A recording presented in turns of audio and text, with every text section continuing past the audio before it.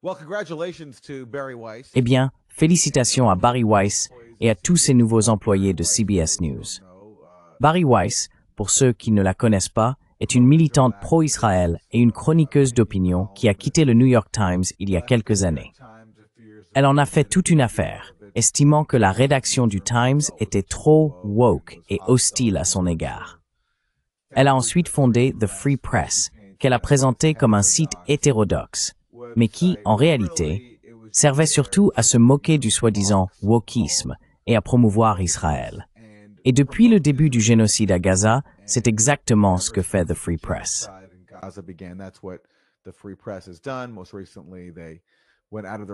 Tout récemment, ils se sont donné beaucoup de mal pour tenter de nier la famine à Gaza avec plusieurs publications. Le fait est qu'il s'agit d'un site d'opinion. Ce n'est pas du journalisme. Ils ne font pas vraiment de reportages. Mais grâce à la magie de notre système de libre marché, le soi-disant marché des idées, les nouveaux propriétaires de CBS News, les Ellison, parmi les personnes les plus riches du monde et des fanatiques ouvertement pro-israéliens, ont en gros remis CBS News entre les mains de Bari Weiss. Et lundi, après avoir acheté The Free Press pour 150 millions de dollars, les Ellison ont également nommé Bari Weiss nouvelle rédactrice en chef de CBS News.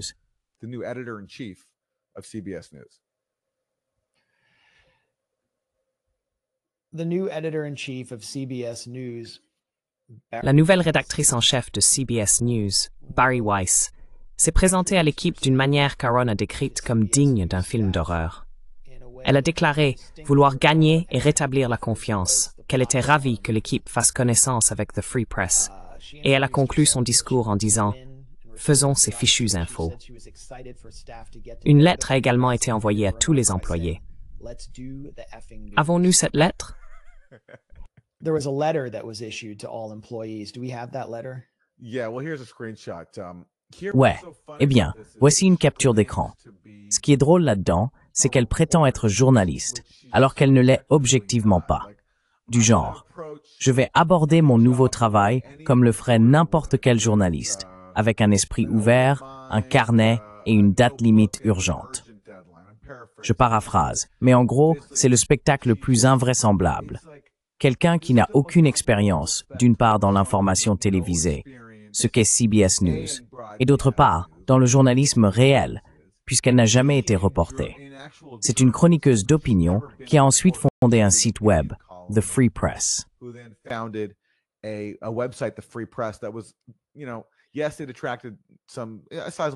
Oui, cela a attiré un nombre considérable d'abonnés. Mais sa principale source de soutien provenait d'une cabale de milliardaires pro-israéliens qui ont donné beaucoup d'argent à Bari Weiss. Et elle a maintenant été largement récompensée par les Ellison, dirigeant une organisation de presse entière et se présentant comme une sorte de détentrice de la vérité objective.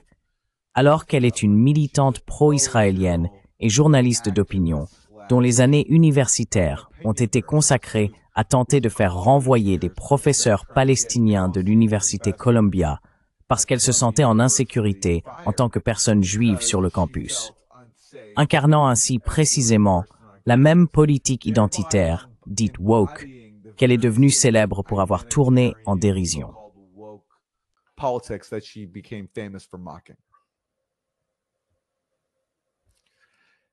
Avons-nous déjà cette capture d'écran? Eh bien, j'ai montré la capture d'écran où elle disait « Je vais aborder cela en tant que journaliste ». Oui, en tant que journaliste. Et voici, voici un extrait supplémentaire de sa note adressée à ses collègues aujourd'hui. Imaginez aller au travail et découvrir que c'est votre nouvelle patronne, puis devoir écrire quelque chose comme ça. C'est tiré du journaliste média Max Tani. Je viens de le lire. Bon, eh bien, elle dit, pour réitérer, qu'elle veut gagner. Et elle dit, faisons les foutues infos. C'est comme quelque chose sorti d'Aaron Sorkin. Ouais. It's like something from Aaron Sorkin. Yeah. Combiné avec Vol au-dessus d'un nid de coucou de Ken Kesey, c'est comme si l'infirmière Ratched débarquait dans une salle de rédaction d'Aaron Sorkin. Newsroom. Or I'm thinking of like the Tom Hanks movie. Je pense à ce film avec Tom Hanks, Big, où il est un enfant qui devient soudainement adulte et se retrouve cadre dans une entreprise de jouets. C'est un peu la même chose ici. On a quelqu'un avec un esprit infantile dont l'identité repose sur la suprématie juive et Israël, et maintenant, oh, je suis un dirigeant des médias.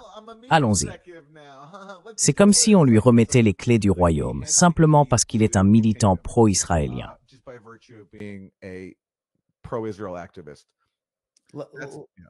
Let's pan out a little bit and put this in. Prenons un peu de recul et plaçons cela dans un contexte plus large. Sumner Redstone était un grand magnat des médias aux États-Unis. Il a possédé Bett, bien qu'il soit un homme blanc et juif, pendant des années, et en a fait un repère de programmes médiocres. Il a supprimé les informations. On avait clairement l'impression qu'il cherchait à empoisonner la culture noire. Il possédait Paramount et il est mort. C'était un grand donateur d'Israël. L'un de cette ancienne génération de milliardaires sionistes. Sa femme, Shari Redstone, vieillit. C'est une ultra-sioniste. Elle transmet Paramount à David Ellison par l'intermédiaire de sa société Skydance. David Ellison est le fils et héritier de la fortune de Larry Ellison, qui siège au conseil des Friends of the IDF et dirige Oracle, entreprise qui installe des centres de données dans tout le pays et qui a commencé comme sous-traitant de la CIA. Larry Ellison, s'il y a bien quelqu'un qu'on puisse qualifier d'ami de Netanyahou, l'a accueilli sur son île privée à Hawaï.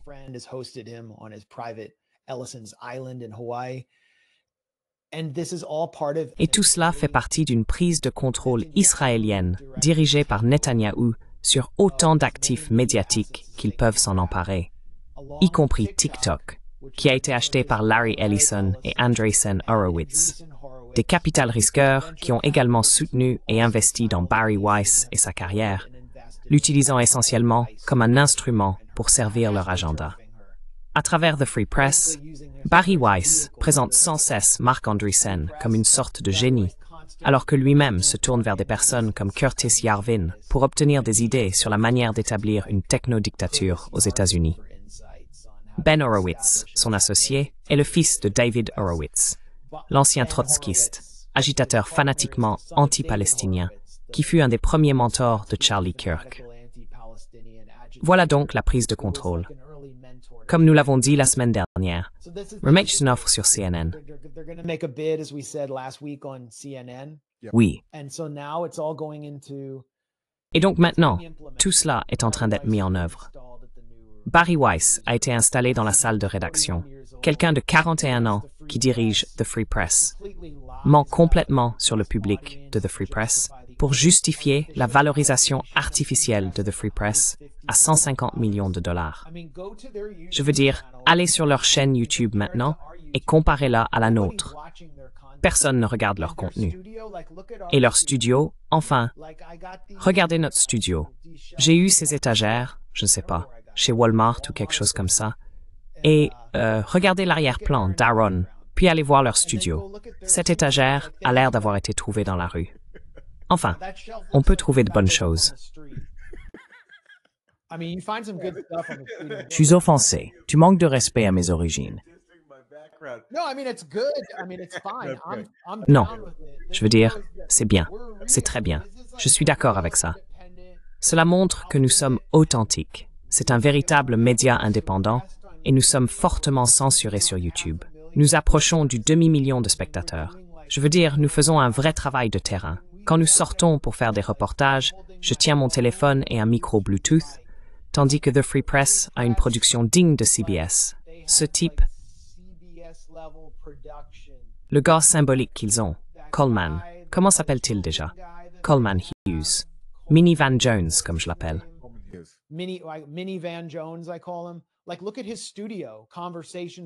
Regarde son studio. Conversation with Coleman. Son studio est sophistiqué. Ils ont énormément d'argent. Et pourtant, ils n'arrivent même pas à approcher le nombre d'abonnés que nous avons. Et puis Bari Weiss court partout en disant « Nous avons 1,5 million d'abonnés. » Puis non, 150 millions d'abonnés. Puis non, nous avons 6 milliards d'abonnés. Et c'est pour ça que nous sommes valorisés à 150 millions de dollars. quelle devrait être la valeur de The Grey Zone sur cette base? Parce qu'en réalité, ils n'ont pas autant d'abonnés payants. Combien devrions-nous obtenir? Est-ce que certains investisseurs en capital risque peuvent racheter The Grey Zone? Can some VCs buy the Grey Zone?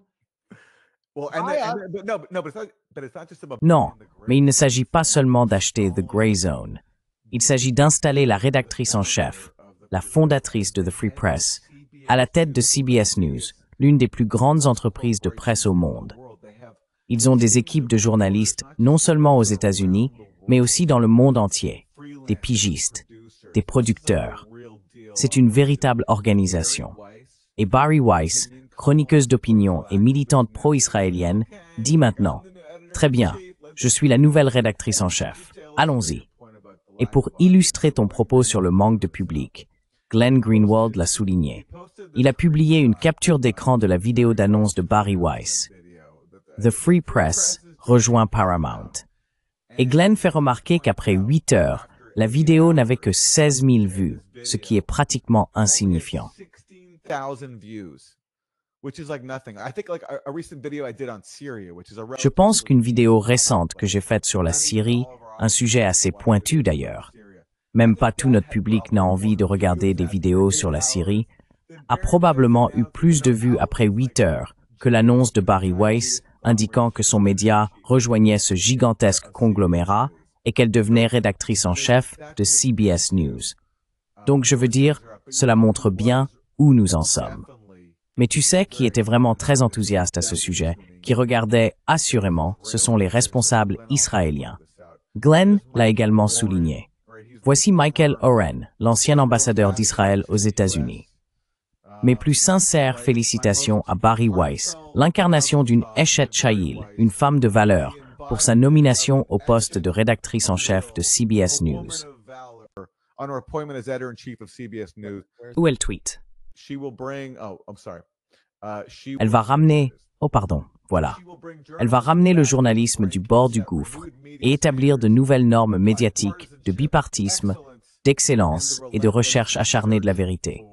Et le voilà, l'ancien ambassadeur d'Israël aux États-Unis. En voici un autre. Ce sont des personnes qui ont l'air très indigènes de la région, d'ailleurs, oui. Voici Tal Heinrich. Merci Barry. C'est une victoire du bon sens, une victoire du discours intellectuel sur le discours militant. C'est une victoire pour une société qui veut être en meilleure santé. Et qui est Tal Heinrich? Porte-parole du gouvernement israélien. C'est elle qui a propagé le mensonge sur les bébés décapités. Voilà, voilà. Donc oui.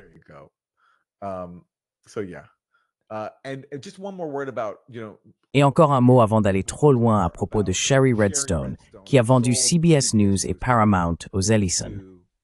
Elle a déclaré que la raison pour laquelle elle avait vendu CBS était qu'elle voulait désormais consacrer sa vie à l'activisme en faveur d'Israël.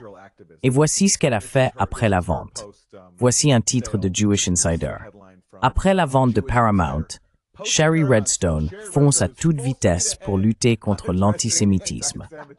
Ainsi, l'argent qu'elle a obtenu en vendant le média de son père aux oligarques pro-israéliens, aux Ellison, elle va maintenant l'utiliser pour diffuser davantage de propagande israélienne de son côté et remettre les rênes aux Ellison et à Bari Weiss. Et que va faire Bari Weiss en tant que rédactrice en chef de CBS News? Je veux dire, ils ont déjà un président. Elle rend directement compte à Larry Ellison, à David Ellison, pardon. To David Ellison. Et donc Larry Ellison. Oui. Alors, qu'est-ce que ça signifie? Elle sera simplement là pour faire respecter le récit sioniste, et pour éliminer tout employé doté d'un esprit critique et qui ne serait pas disposé à suivre la Hasbara dominante.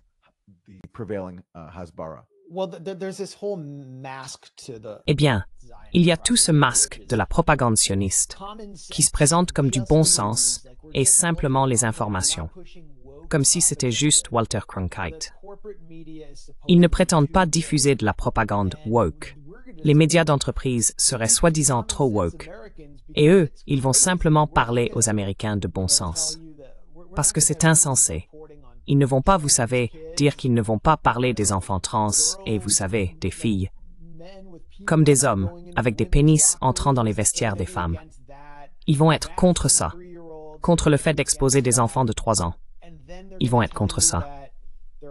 Et ensuite, ils vont dire qu'il n'y a pas assez de juifs bénéficiant de protection spéciale dans les universités de l'Ivy League, qu'il n'existe pas de DEI réservé aux juifs. Et ils vont simplement écarter toute couverture, même de la situation humanitaire à Gaza. Cela va s'être mis braillito bichingt.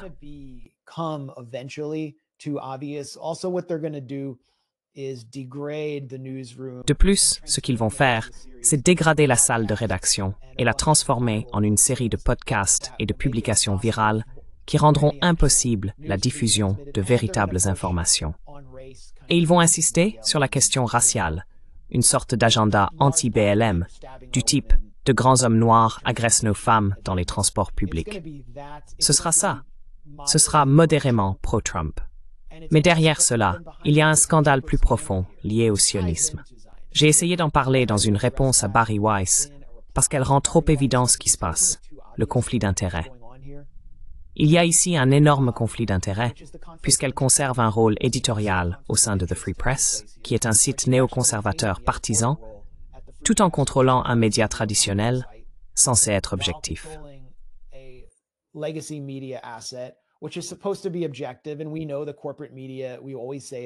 Et nous savons que les médias d'entreprise, nous disons toujours qu'ils sont un ennemi du peuple, ne sont pas objectifs. Ils soutiennent les riches, ils soutiennent la guerre, ils soutiennent Israël, mais d'une manière plus insidieuse que ne le ferait Bari Weiss. Mais maintenant, le conflit d'intérêts est révélé, à la fois sur le plan éditorial et financier, car qui a soutenu Bari Weiss lorsqu'elle a fait son retour après le New York Times? Ce sont les seigneurs de la guerre de l'IA. C'est la mafia Palantir qui a soutenu Bari Weiss. Joe Lonsdale, cofondateur de Palantir, est le président de son organisation, l'étrange usine à diplôme anti-woke de l'Université d'Austin, où l'on étudie Platon aux côtés de la République technologique, du PDG de Palantir, Alex Karp, qui est administrateur de cette université, donc un soutien, et qui est un sociopathe, je veux dire, un sociopathe. Nous avons diffusé plus tôt la vidéo d'Alex Karp, où une femme palestinienne le confronte et lui dit « Votre technologie tue ma famille à Gaza ». Et il se moque d'elle en disant « Non, c'est en fait le Hamas qui les tue ». Puis il y a un autre millionnaire de la tech, un milliardaire, chargé d'orienter la politique de l'IA et des crypto-monnaies en faveur de Trump, tandis que Trump lance diverses escroqueries de type « même coin » auprès de sa base influençable. Elle a été soutenue par Marc Andreessen, comme je l'ai déjà dit, et elle a promu ses personnalités dans son podcast. Alors, laissez-moi être clair, car il s'agit d'un scandale de corruption qui dépasse la simple dimension idéologique consistant à installer une voix du sionisme likoudnik à la tête de la rédaction. Ainsi, Bari Weiss déclare « Tant de gratitude et d'amour pour tant de personnes aujourd'hui », alors qu'elle est nommée rédactrice en chef. Joe Lonsdale figure en tête de la liste. Joe Lonsdale, comme je l'ai dit, était l'un des 3 fondateurs originaux de Palantir, et il la soutient.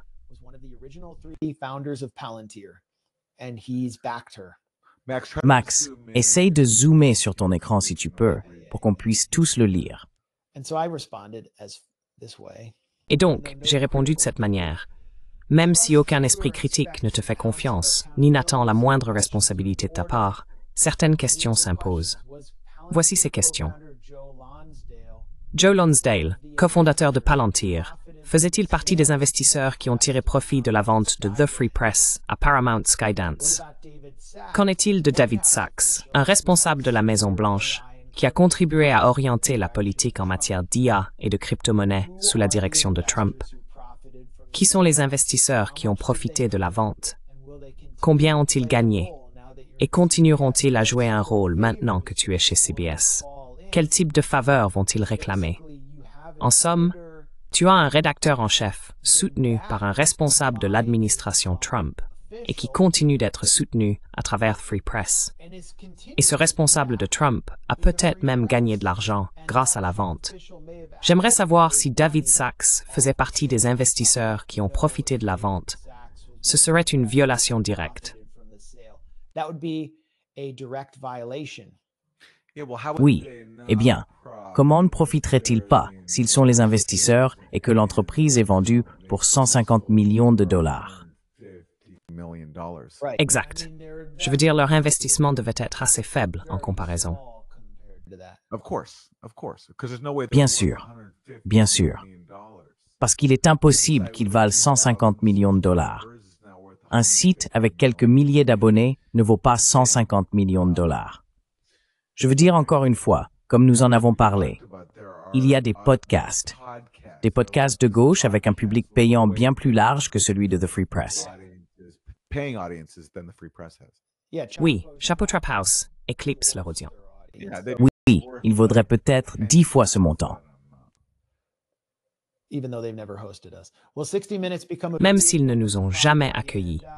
60 minutes va-t-il devenir un instrument de propagande pour les seigneurs de guerre de l'IA ultra-sionistes qui ont artificiellement gonflé ta carrière et fabriqué de toutes pièces la valorisation de 150 millions de dollars de The Free Press, dont l'audience moyenne sur YouTube fait pâle figure face au public organique de véritables médias et podcasts indépendants.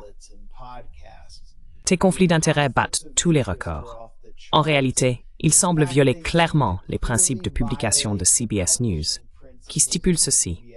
Un conflit d'intérêts existe lorsqu'un employé de CBS News and Stations se trouve en position de prendre une décision commerciale ou journalistique susceptible de lui procurer un gain ou un avantage personnel, ou d'en donner l'apparence.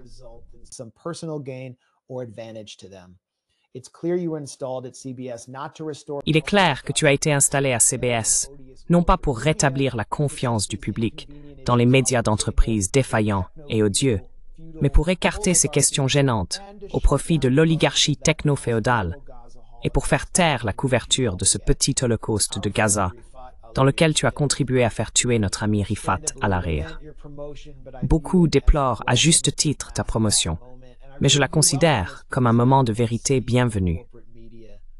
Et je m'en réjouis vraiment, car désormais nous pouvons voir les médias d'entreprise pour ce qu'ils sont réellement et ont toujours été. Et je ne pense pas que ça va bien se passer. Je ne crois pas que des jours heureux attendent Bari Weiss et sa cabale idéologique. Je pense qu'elle va être démasquée et que la suite sera difficile.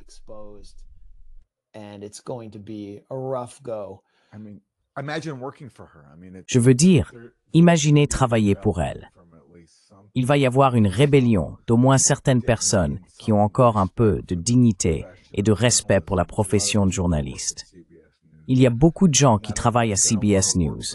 Tout le monde ne voudra pas travailler pour quelqu'un qui a consacré sa vie à servir les milliardaires de la crypto, à diffamer les critiques d'Israël et à nier le génocide et la famine à Gaza. Et oui, à inciter au meurtre de personnes comme Rifat Al-Hariri. Je veux aussi dire quelques mots sur la comparaison de votre réaction, non seulement en parlant du génocide à Gaza, mais aussi en soulevant de vraies questions sur un conflit d'intérêts impliquant Bari Weiss et ses investisseurs, qui profitent de la vente aux Ellison. Comparez donc votre réaction à la manière dont les médias d'entreprise ont traité cette comparaison.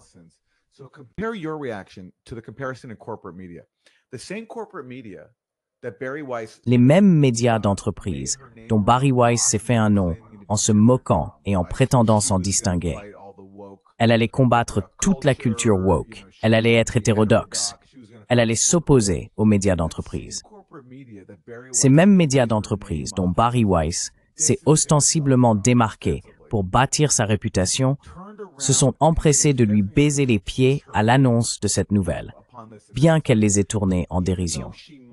Il existe encore, au fond, une grande solidarité de classe dans le service rendu à Israël et aux oligarques. Si l'on lit la couverture du New York Times, que Bari Weiss a publiquement dénoncée, affirmant avoir dû quitter ce média, ils l'ont présentée comme une entrepreneuse fougueuse et combative qui s'est fait un nom.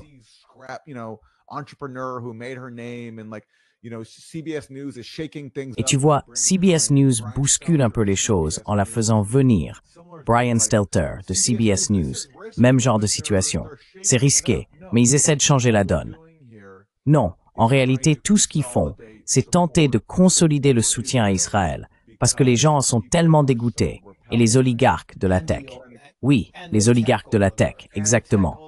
Donc, même les médias, dont Bari Weiss a essayé de se distancer et qu'elle a tourné en dérision pour être trop woke, ils ont tellement de solidarité de classe avec les seigneurs de la tech, avec les milliardaires pro-Israël, qu'ils se sentent obligés de baiser la bague de Bari Weiss, même si elle les a moqués. Alors qu'avec des gens comme nous, des journalistes indépendants, ils ne reconnaissent même pas notre existence. Tu vois ce que je veux dire?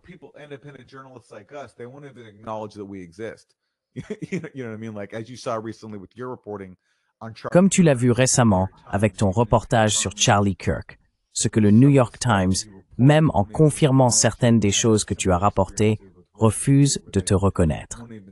Et j'ai eu des expériences similaires avec le Russiagate, où il ne mentionne même pas mon nom.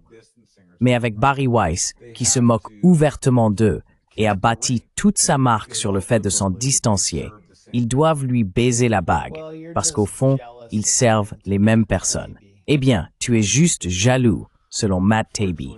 Malheureusement, Matt Taibbi a bien dit ça, que les gens qui critiquent Bari Weiss sont des perdants jaloux. Je ne sais pas si j'aimerais être à sa place. Tu ne voudrais pas être à la tête de CBS News? Ouais, je ne pense pas que ce serait très confortable pour toi. En fait, je fais ce que j'ai envie de faire. Bonne chance. Barry regardera. Personne ne regardera CBS News, cependant.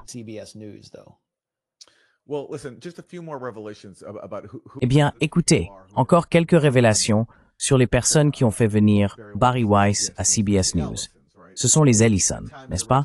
Parfois les personnes les plus riches du monde. Leur entreprise, Oracle. Regardez ce qui s'y passe. Cela vient Ellie Clifton, de Responsible Statecraft. Il dit que les dirigeants d'Oracle, qui est aussi le nouveau propriétaire de TikTok après la vente forcée par Trump, mais encore une fois les Ellison, qui ont fondé Oracle, possèdent maintenant CBS News, s'expriment très ouvertement dans les médias israéliens sur la mission de l'entreprise de soutenir l'État d'Israël. D'accord. Et voici ce qu'ajoute aussi Ellie Clifton.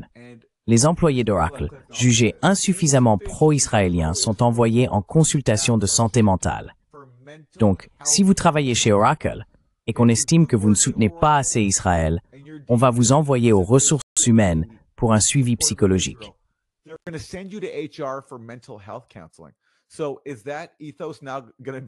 Alors, cet état d'esprit va-t-il désormais devenir la norme à CBS News sous le règne de Bari Weiss?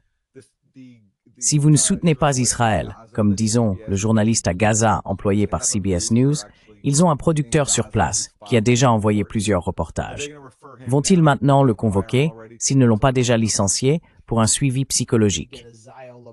Vous obtenez une lobotomie sioniste. C'est une secte et nous sommes gouvernés par elle.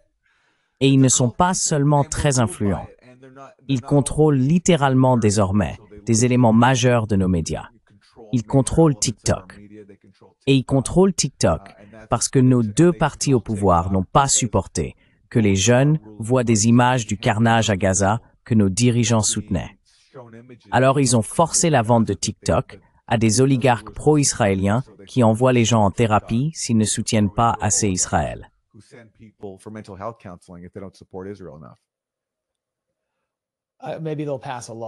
Peut-être qu'ils adopteront une loi et que nous aurons enfin un accès gratuit à des services de santé mentale dans ce pays.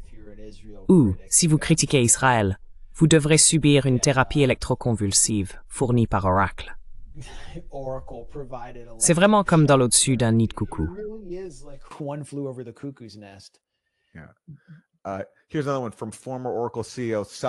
En voici une autre de l'ancienne PDG d'Oracle, Safra Catz, ce qui sonne comme un nom israélien. Nous pensons qu'il faut ancrer l'amour et le respect pour Israël dans la culture américaine, selon l'ancienne PDG d'Oracle, Safra Catz. C'est un aveu rafraîchissant de la part d'une dirigeante de la tech, que la seule façon d'amener les gens à aimer et respecter Israël est de les conditionner. C'est de cela qu'elle parle. Is to brainwash them. That's what she's talking about Yeah, by embedding. These emails are a treasure. Ces emails sont une véritable mine d'or. We report- Nous avons rendu compte de certaines fuites que le journaliste Jack Poulson a trouvées en ligne. at the Grey Zone. Au Grey Zone, nous avons rapporté que David Ellison collaborait essentiellement avec Benny Gantz, l'ancien ministre israélien de la Défense, sur un plan visant à espionner des Américains impliqués dans l'activisme de solidarité avec la Palestine. C'est le propriétaire de CBS News. C'est en gros un espion israélien. Vous pouvez lire l'article.